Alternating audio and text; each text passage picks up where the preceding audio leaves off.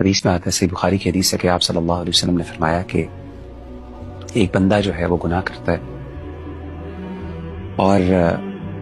گناہ کرنے کے بعد وہ شرمندگی سے اپنے اللہ کے سامنے کہتا ہے یا ربی،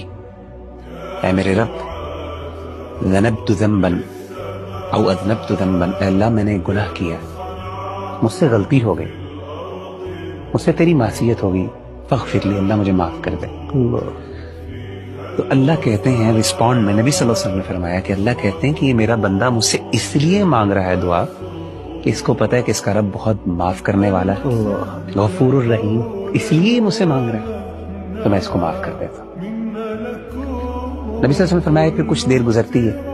پھر دوبارہ اس سے غلطی ہوتی ہے، وہی گناہ، پھر دوبارہ وہ اللہ کے پاس جاتا ہے اور کہتا ہے اللہ مجھ سے گناہ ہو گیا، مجھے معاف کر دے۔ اللہ پھر وہ رسپونڈ کرتے ہیں، یہ میرا بندہ اس لیے میرے پاس آیا کہ اس کو پتہ ہے کہ اس کا رب بہت غفور الرحیم ہے، معاف کرنے والا ہے، تو میں بھی اس کو معاف کر دیتا ہوں۔ 3 دفعہ آپ نے فرمایا، یہ آپ نے فرمایا کہ پھر کچھ وقت گزرتا ہے، پھر اس سے غلطی ہوتی ہے اور اللہ تعالیٰ یہی کہتے ہیں۔ پھر اللہ تیسری دفعہ کیا کہتے ہیں؟ آپ نے فرمایا کہ اللہ تعالیٰ پھر یہ کہتے ہیں کہ یہ میرا بندہ ہے، یہ کئی دفعہ میرے پاس آ چکا ہے،